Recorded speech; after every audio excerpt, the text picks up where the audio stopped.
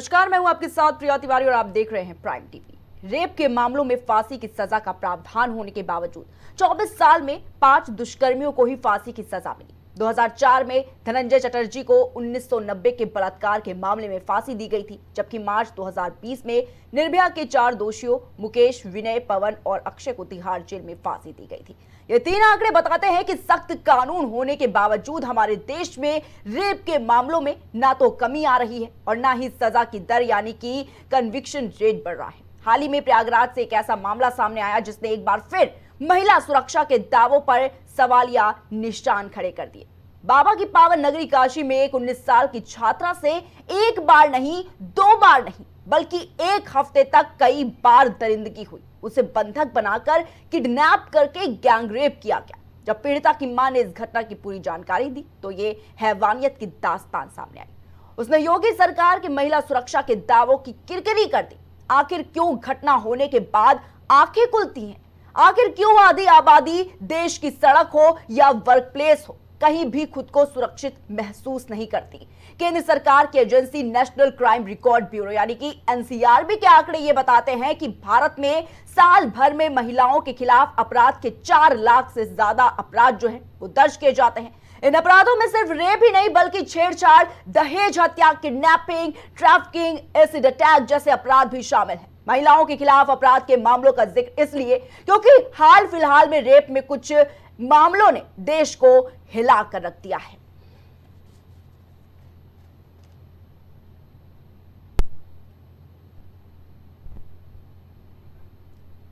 तो लगातार भारत में रेप के जो केसेस हैं वो बढ़ते हुए नजर आ रहे हैं। लगातार आपको बताना चाहेंगे कि एक नहीं, 2 नहीं, बल्कि तमाम ऐसे केसेस हैं जो सामने निकल कर आ रहे हैं। और प्रयागराज में जिस तरीके से दरिंदगी हुई है एक छात्रा के साथ, वो वाकई में बेहद ही शर्मनाक है और कई तरह के सवाल प्रशासन पर खड़े करते हुए भी नजर आ रही है। 23 युवक 7 दिन और हैवानियत की सारी हदों को पार कर दिया गया। और आपको बताना चाहेंगे कि महिलाओं के खिलाफ अपराध के मामलों का जिक्र इसलिए कर रहे हैं हम क्योंकि लगातार देखा जा रहा है कि रेप के केसेस जो है उनमें इजाफा हो रहा है।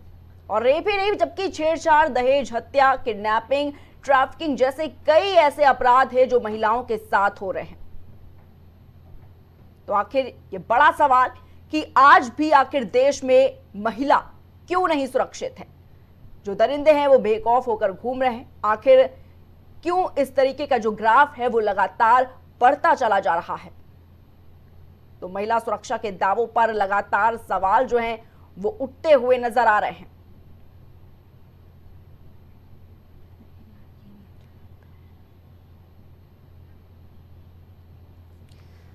तो बताना चाहेंगे कि जो रिकॉर्ड सामने आते हैं उसमें इस बात का दावा किया गया है कि भारत में हर घंटे 3 महिलाएं रेप का शिकार होती, यानी कि हर 20 मिनट में एक महिला के साथ रेप जैसी जो जघन्य घटना है वो हो रही है।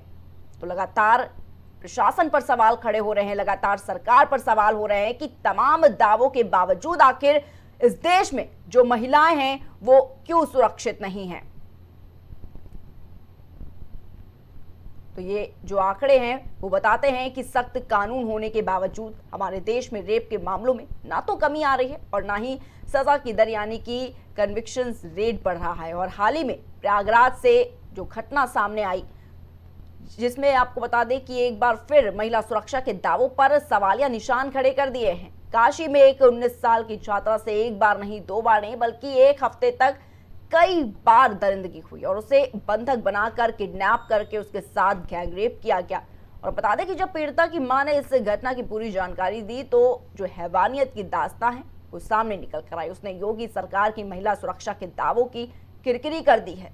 और इन सबके बाद एक बड़ा सवाल यही खड़ा होता है कि आखिर क्यों घटना के बाद आंखें खुलती हैं प्रशासन की? आखिर क्यों आधी आबादी महिलाओं की देश की सड़क हो या फिर वर्क प्लेस हो कहीं भी खुद को सुरक्षित महसूस नहीं करती? और केंद्र सरकार की एजेंसी यानी कि national crime record bureau NCRB के आंकड़े ये बताते हैं कि भारत में साल भर में महिलाओं के खिलाफ अपराध के 4 लाख से ज्यादा जो मामले हैं वो दर्ज किए जाते हैं। और इन अपराधों में सिर्फ रेप ही नहीं है बल्कि छेड़छाड़, दहेज हत्या, किडनैपिंग, ट्रैफिकिंग, एसिड अटैक जैसे अपराध जो है वो शामिल हैं। और महिलाओं के खिलाफ अपराध के मामलों का हम आज इसलिए जिक्र कर रहे हैं क्योंकि लगातार देखा जा रहा है कि जो मामले हैं रेप केसेस के वो बढ़ते हुए नजर आ रहे हैं और जो महिलाएं हैं वो खुद को सुरक्षित नहीं महसूस कर रही। तो प्रयागराज से जो तस्वीरें सामने निकल कर आई, जो घटना आई, उसने वाकई में एक बड़ा प्रश्न चिन्ह प्रशासन पर भी खड़ा कर दिया है कि आखिर इतनी बड़ी हैवानियत की घटना हो जाती है और प्रशासन इस पर कुछ नहीं कर पाता। और आज इसी पर खास चर्चा करने के लिए पैनल पर हमारे साथ खास गेस्ट मौजूद है। सबसे पहले हम आपको उनसे परिचय करवा देते हैं। हमारे साथ समाजवादी पार्टी की प्रवक्ता पूजा मिश्रा जी जुड़ी हुई हैं। पूजा जी, बहुत बहुत स्वागत है आपका इस खास चर्चा में। बीजेपी से महिला मोर्चा जिलाध्यक्ष बबीता पाठक जी हमारे साथ जुड़ी हुई है। बबीता जी, बहुत बहुत स्वागत है आपका हमारे साथ इस खास चर्चा में जुड़ने के लिए। सबसे पहले बबीता पाठक जी आपके पास आना चाहूंगी। बबीता जी, लगातार देखा जा रहा है कि देश में महिलाओं के खिलाफ अपराध जो है वो कम होने का नाम नहीं ले रहे हैं। लगातार कई ऐसे मामले सामने आ रहे हैं जहां पर महिलाओं के साथ रेप जैसी जघन्य जो घटनाएं हैं वो की जाती हैं। आखिर कहां चूक रह जा रही है प्रशासन की? बबीता जी, सुरक्षा के लिए और कर रही है, बेटियों को सुरक्षित बनाने के लिए, सुरक्षा के लिए उन्होंने बेटी बचाओ बेटी पढ़ाओ की योजना चला करके बेटियों को सुरक्षित हम रखा है। और जब अपने देश की नारी आत्मनिर्भर होगी तभी नारी सुरक्षित भी होगी। तो बेटियों को आत्मनिर्भर बनाने के लिए सरकार निरंतर प्रयास कर रही है। 1090 की हेल्पलाइन जो योजना चालू की है उसमें भी महिलाओं को काफी हेल्प मिलती है। 50% आबादी की सुरक्षा की जिम्मेदारी मोदी सरकार ने और योगी सरकार ने जो जिम्मेदारी उठाने का बीड़ा उठाया है उसमें बहुत हद तक हर जगह सफलता मिल रही है। एंटी रोमियो की जो टीम बनाई है उसमें हमेशा इन मंचलों को जो लड़के लगे रहते थे कहीं चौराहों पर, तो उन सभी को ये भय रहता है कि अगर हमने यहाँ किसी महिला की छेड़छाड़ की या किसी के साथ कुछ भी किया तो आगे चौराहा हमें कहीं न कहीं उस टीम हमें गिरफ्तार करेगी, ये उनको भय रहता है। तो हमारी बेटियों को बचाने के लिए, महिलाओं को आत्मनिर्भर बनाने के लिए सरकार निरंतर प्रयास कर रही है और उसका कई गुना लाभ महिलाओं को मिल भी रहा है। ठीक है, लेकिन आखिर बबीता जी ये बेटियां बच क्यों नहीं रही हैं? सरकार अगर लगातार अभियान चला रही है बेटी बचाओ, लेकिन कहाँ बेटियां बच रही हैं इस देश में बबीता जी? नहीं सर, बेटियां बच क्यों नहीं रही, बराबर बेटियां बच रही हैं। आजकल गुंडे लफंगे जितने थे उनको सबको ये भय है कि अगर हमने कहीं कोई बेटी छेड़ी या कोई महिला के साथ कुछ किया तो या तो बुलडोजर से हमारा घर गिराया जाएगा या हम सलाखों के पीछे होंगे। ये आज भी गुंडे माफियाओं को भय है इस बात का। जी बबीता जी, अगर भय होता तो प्रयागराज से जो घटना सामने निकल कर आई है, 23 युवक एक बच्ची के साथ में जिस तरीके की घटना को अंजाम देते हैं, लगातार 1 हफ्ते तक उसके साथ गैंगरेप किया जाता है, ये घटनाएं ना हो रही होती आज इस देश में? उसमें कहीं ना कहीं कुछ रहा होगा इस तरीके का, लेकिन सरकार तो निरंतर प्रयास कर ही रही है। ठीक है, पूजा जी के पास जाना चाहूंगी। पूजा जी, जिस तरीके से लगातार रेप के मामले बढ़ रहे हैं, जी क्या कहना चाहिए? घटना की जो आप बात कर रही हो वाराणसी में घटी है, पीएम के संसदीय क्षेत्र में घटी हुई है। और जो है ये अभी बैठ के कह रही कि महिलाओं को सशक्त किया जा रहा है, एक चौराहे से जो है दूसरे चौराहे पे वो छेड़ते हैं तो डर जाते हैं। लखनऊ कैपिटल सिटी उत्तर प्रदेश की, वहां पे आपको पता है कि पांच थानों को क्रॉस किया था और वो महिला सशक्त भी थी। अपना वाराणसी से इंटरव्यू दे करके जा रही थी, वाराणसी में आई, इंटरव्यू दी, इंटरव्यू देने के बाद में वो लखनऊ में अपने भैया भाभी के पास जा रही थी। उस लड़की ने जो है अपना लोकेशन भी भैया को भेज दिया अपना, उसके भाई ने 112 नंबर पे कॉल भी कर दिया और लोकेशन भेज दिया। और 3 घंटे पहले लोकेशन होने के बावजूद भी पुलिस कब पहुंची? जब उस बेटी की हत्या हो गई, रेप हो गई। ये लखनऊ के हालात हैं। और ये कह रहे कि एक चौराहे से दूसरे चौराहे पे, इनसे पूछिए जब ये सरकार में आए थे तो उन्होंने एंटी रोमियो स्क्वाड बनाया था, वो स्क्वाड कहाँ पे है? वो बस नाम के चलते रहते। आपने पूछा ना कि इनसे कि जब ये सारी योजनाएं चल रही हैं तो बेटियां कैसे नहीं सुरक्षित हो रही है, कैसे सुरक्षित होंगी? कि जब 600 करोड़ जो है बेटी बचाओ बेटी पढ़ाओ के लिए एलोकेट किया जाएगा और वहां से 400 करोड़ सिर्फ और सिर्फ प्रचार में खर्चा हो जाएगा, तो आप कहां से उनको बेटी बचा पाएंगे, कहां से बेटी पढ़ा पाएंगे? जो माननीय मुख्यमंत्री हैं उत्तर प्रदेश के, वो कहते हैं कि पताल से खोज लाएंगे, ये क्राइम को नहीं रोकेंगे, ये क्राइम होने देंगे, फिर क्रिमिनल को भागने देंगे, वो पताल पहुंच जाएगा तब अपना खोजबीन जारी करेंगे। और जो है सदन में खड़े होकर के है तो झूठी बोलना, किसी जो है धार्मिकता विशेष का नाम उठा करके ले लो, किसी जाति विशेष का नाम उठा करके ले लो, फिर बोलो कि नहीं ये लोग संलिप्त थे। अरे भाई कोई भी संलिप्त हो, ये घटनाएं घट क्यों रही है? उत्तर प्रदेश जो है महिला अपराधों पे नंबर 1 पे चल रहा है। आप सोचिए कि जो है उत्तर प्रदेश में अगर आप देखेंगे तो पिछले के सरकारों में अगर क्राइम रेट को देखेंगे तो घटा हुआ है, पर वहीं पे अगर आप देखेंगी तो जो है महिला अपराधों में और संगठित अपराधों में उत्तर प्रदेश में क्राइम बढ़ा हुआ है और नंबर 1 पे चल रहा है। और उत्तर प्रदेश जो है देश का 1/3 जो है क्राइम कंट्रीब्यूट कर रहा है। और 2024 में एक साल में 16,000 महिला अपराध के मामले आए थे। अब आप सोचिए 25 में हम देख रहे हैं जब से 25 शुरुआत हुई है, ऐसे एकदम आप बयान नहीं कर सकते हैं कि आप सोचिए कि जो है बलिया में लड़की की हत्या करके रेप करके उसको पेड़ से टांग दिया हाथ पैर बांध करके। इतने बेखौफ हैं दरिंदे, इतने बेखौफ है कि हाथ पैर बांध करके पेड़ से बांध दिया। दरिंदे इतने बेखौफ है कि सड़क से लड़की को खींच ले जाते हैं, अगर प्रत्यक्षदर्शी वहां पे जाकर के उसको बचाया नहीं तो पुलिस नहीं दिखती है। ये हालात हो रखे और कह रहे कि नहीं ये जंगल राज आपको नहीं लगता कि बेटी को पेड़ से बांध दिया, लटका दिया रेप करके। बेटी ने 3 घंटे पहले जो है लोकेशन भेज दी। आप सोचिए उस बेटी की जो बार बार फोन करे अपने भैया को, भैया बचा लीजिए।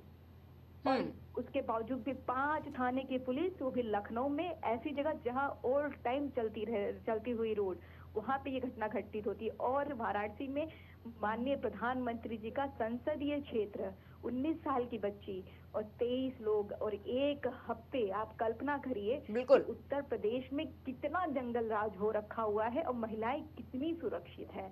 ये कल्पना करिए, ये सारी जितनी किताबें बातें हैं इस दिन के कागजों में और कागजों में ही रह जा रही है। फिर अभी आएंगे कि वो कहा बुलडोजर चला देंगे, बेटी को बचा दो। बुलडोजर चला देने से क्या हो जाएगा?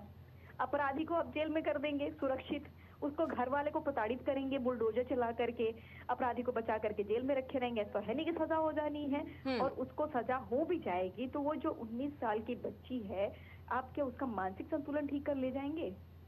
आप इन सब चीजों पे अकाउंटेबिलिटी नहीं लेना चाहते। अभी भी इन्होंने नहीं बोला कि ये बहुत गलत हो गया, हम जाएंगे, हम इसको कार्रवाई करेंगे। और कब तक बोलेंगे आप? उत्तर प्रदेश में जब से 2025 चालू हुआ है तब से हम यही नजारा देख रहे हैं, और जब से ये सरकार आई हुई है बस बातें कर रही है महिला सुरक्षा की। अपराधों में वृद्धि दिखती चली जा रही है, ये NCRB के आंकड़े हैं, हमारे भी नहीं।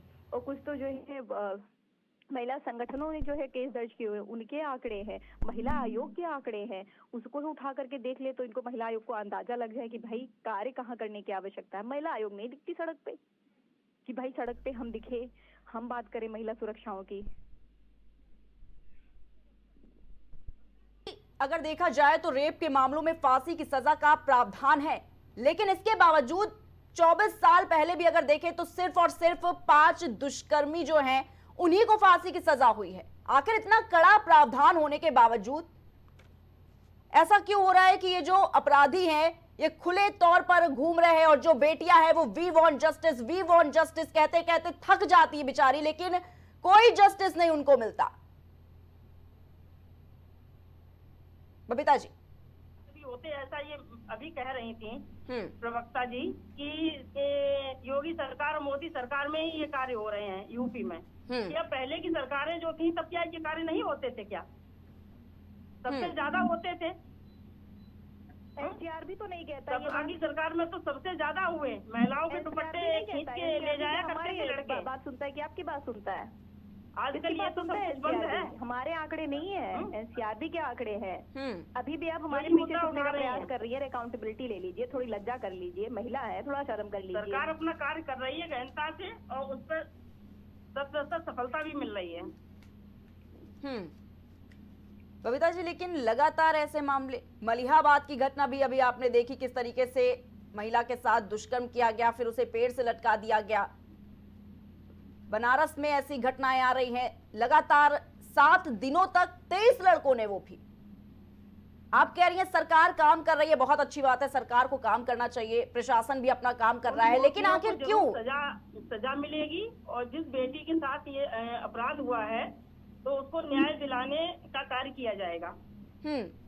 लेकिन आखिर इससे पहले सुरक्षा इतनी टाइट क्यों नहीं है कि आखिर ये ग्राफ क्यों बढ़ रहे हैं? क्यों मौका दिया जा रहा है कि बच्चियों के साथ दुष्कर्म हो जाए, उसके बाद तो सजा तो मिल ही जाएगी? मौका सरकार नहीं देती है, मौका सरकार नहीं देती है। कौन मौका दे रहा है बबीता जी? ये तो जो बेवाक घूम रहे हैं मन चले लड़के, वो इस तरीके का कार्य करते हैं, उन्हें ये खौफ ही नहीं है कि हमारा क्या अंजाम होगा, हमें फांसी की सजा होगी, क्या अंजाम होगा हमारा आगे चल के। तो इनके मन में खौफ कैसे आएगा बबीता जी? अभी आप कह रही हैं लगातार कि आज के तारीख में अपराधियों को इतना खौफ है कि वो ऐसी हरकत करने से डरते हैं। वो जानते हैं उनके घर पे बुलडोजर चला दिया जाएगा, उन्हें फांसी की सजा हो जाएगी, जेल भेज दिया जाएगा। अब आप कह रही हैं कि उनको खौफ ही नहीं है। नहीं, खौफ है उनको। अब जब उनके घर पर बुलडोजर चलाया जाएगा, फांसी की सजा होगी, तो फिर इस बात का भय व्याप्त हो जाएगा। खौफ होता तो आज महिलाएं भी आराम से घूम रही होती, रात में डरती नहीं वो घरों से निकलने के लिए। नहीं, घर से निकलने के लिए आजकल महिलाएं बिल्कुल डरती ही नहीं है। रात के 11 बजे 12 बजे यूपी पुलिस उन्हें घर तक छोड़ने का काम करती है। अगर किसी महिला को 11 बजे कोई महिला अकेली बबीता जी, बराबर ठीक है बबीता जी, घर पर छोड़ने का काम करती है। ये महिला की सुरक्षा के लिए ही ये है। ठीक है बबीता जी, क्योंकि ये जो आप कह रही हैं, आप खुद एक महिला है और मैं भी यहाँ पर महिला ही बैठी हूँ। ये मत कहिए कि आराम से घूम रही है महिला 11 बजे 12 बजे, ऐसा नहीं है। क्योंकि दिन दहाड़े ये घटनाएं हो रही है, ये कोई घटना आधी रात की घटनाएं नहीं है, ये जो हर जिले से रोज नई नई तस्वीरें सामने निकल कर आ रही हैं। दिन दहाड़े ऐसी घटनाएं हो रही है, तो सोचिए रात में क्या कौन सी घटनाएं हो रही हैं। महिला क्या वाकई में आपको लगता है बबीता जी आज इस देश में महिला सुरक्षित है? बबीता जी, क्या आपको लगता है आज वाकई में महिलाएं सुरक्षित है इस देश में? तो बस उसी को मुद्दा बना लिया जाता है, ये है। लेकिन सरकार तो लगातार प्रयास कर रही है, उस पर कार्य भी कर रही है। पूजा जी, देखिए प्रिया जी, मैंने पहले भी बोला ना कि मुझे लगता है जो सरकारें होती है ना, अगर हमारी सरकार होती ना तो हम अपने सरकार से प्रश्न पूछ रहे होते ये फेलियर कैसे हुआ। और हमारी सरकार इतनी लिबरल रही है कि हमारी सरकार रही है तब भी हम लोग राजनीति में ही रहे हैं और छात्र राजनीति में रहे और अपने सरकार से सवाल पूछे हैं। बिल्कुल उनके अगेंस्ट आकर के उनसे सवाल पूछा है कि भाई इस पे लेट क्यों हो रहा है, इस पे कार्रवाई क्यों नहीं हुई अभी तक, और ये अभी भी बैठ करके यहाँ पे डिफेंड कर रही है। इनको सवाल पूछना चाहिए कि आप बताइए कि महिलाएं सुरक्षित क्यों नहीं है। महिला आयोग के यहाँ पे जो है एक साल में 56,000 जो है केसेस वहाँ पे दर्ज कराए गए थे महिला आयोग में, और उनमें से 28,000 उत्तर प्रदेश से थे महिला आयोग में। आप सोचिए कि महिला कितनी परेशान है उत्तर प्रदेश में, और ये कह रहे कि नहीं खौफ है। खौफ कहाँ पे है? बुलडोजर कहाँ चल रहा है? बुलडोजर वहाँ चल रहा है जहाँ पे बच्ची बैग उठा करके भागे। बुलडोजर वहाँ चल रहा है जहाँ पे सुप्रीम कोर्ट कहती कि भाई आपने बुलडोजर कैसे चला दिया, 10 लाख रुपए मुआवजा दीजिए। वहाँ बुलडोजर चल रहा है, और बुलडोजर कभी भी जस्टिस तो नहीं हो सकता है। ये टेरर फैलाने का माध्यम भले हो सकता है पर जस्टिस नहीं हो सकता है। और टेरर आप किनके बीच में फैला रहे हैं? आम जनमानस के बीच में। वो डरे हुए हैं कि सरकार के अगेंस्ट कुछ बोलोगे तो बुलडोजर चल जाएगा। बाकी अपराधी बेखौफ है, अपराधियों को आप संरक्षित करते हैं। आप सोचिए कि वैभव श्रीवास्तव इनके विधायक है वाराणसी से, और जो बीएचयू में छात्रा के जो रेप चार्जेस में जेल गए होते रहते, उनका जब बेल होता है वो केक काट करके स्वागत करते हैं। आप वहाँ पे कैसे उम्मीद कर सकते हो कि वहाँ पे महिला सम्मान की बात होगी, महिलाओं की बात होगी? इन्हीं की महिला मोर्चा की जिला अध्यक्ष प्रोटेस्ट कर रही होती हैं, थाने पे बैठकर रो रही होती है, उनकी एफआईआर दर्ज नहीं हो रही होती है। इन्हीं के पार्टी के विधायक सड़क पे बैठ करके प्रोटेस्ट कर रहे होते हैं कि उनकी वाइफ के साथ में बदतमीजी हुई है, उनकी एफआईआर दर्ज नहीं हो रही है। जब इनके पार्टी के लीडर्स के ये हालात है तो आप सोचिए आम महिलाओं के क्या हालात होंगे और वो कितना कंप्लेंट कर पाती होंगी। वो दिख रहा है, और मुझे लगता है इसकी अकाउंटेबिलिटी लेनी चाहिए, लेनी ही पड़ेगी। आप ये नहीं कह सकते कार्रवाई होगी, जुडिशरी का काम है वो, बिल्कुल के पास चला जाएगा। प्रिया जी, आपके हाथ में तभी तक है जब तक जो है अपराध नहीं घटित हो रहा है। जब अपराध घटित हो गया फिर वो जुडिशरी के हाथ में चला गया। उसके पहले की आपकी जिम्मेदारी बनती है, वो आप बहुत बुरी तरीके से फेल हो रहे हैं। मुख्यमंत्री जी को बहुत जरूरी है कि इस पे जो बेलगाम हो रखे हैं, जो है प्रशासनिक अधिकारी इंडल्ज हो रखे हुए हैं, सरकार को प्लीज करने में, खुश करने में नेताओं को बेहतर होगा कि वो अपने काम पे फोकस कर लें और जो है उत्तर प्रदेश को सुरक्षित बनाएं। और ये किसी की भी सरकार होती, मैं एक आम महिला के तौर पे यही प्रश्न कर रही होती, अगर मेरी भी सरकार होती और अपने भी सरकारों में हमने प्रश्न किया है और इनसे भी प्रश्न लाजमी है और इनको भी करना चाहिए। नहीं तो अकाउंटेबिलिटी ले लें कि हम जा रहे हैं उस बच्चे के पास में, हम उसको न्याय दिलाएंगे, हम लेकर के जाएंगे, मुख्यमंत्री जी से उनको न्याय दिलाएंगे और जितने भी अपराधी हैं हम तय करते हैं कि केस लड़ेंगे, महिला आयोग केस लड़ेगी और जो है बच्ची को न्याय दिलाएगी। बिल्कुल बिल्कुल पूजा जी, समझ में आता है कि हाँ आप अकाउंटेबिलिटी लेना चाहते हैं, आप विपक्ष के पीछे छुपने का प्रयास करें, उसको अकाउंटेबिलिटी नहीं कहते हैं। आप हमें जितना चाहे उतना कोस लीजिए, पर अकाउंटेबिलिटी तो लेनी पड़ेगी आपको। बिल्कुल बिल्कुल पूजा जी, क्योंकि आज ये मुद्दा जो है वो राजनीति का मुद्दा नहीं है, बात है यहाँ पर महिला सुरक्षा की। बात है जो महिलाएं अपने घरों से बाहर निकलने से पहले कम से कम 4 बार सोचती हैं कि अगर हम जा रहे क्या वो सुरक्षित वापस लौट पाएंगी। हर माँ ये सोचती है अपनी बच्ची को भेजने से पहले क्या वो जा रही है, क्या वो सुरक्षित वापस लौट पाएगी। ये मुद्दा राजनीति का नहीं है आज।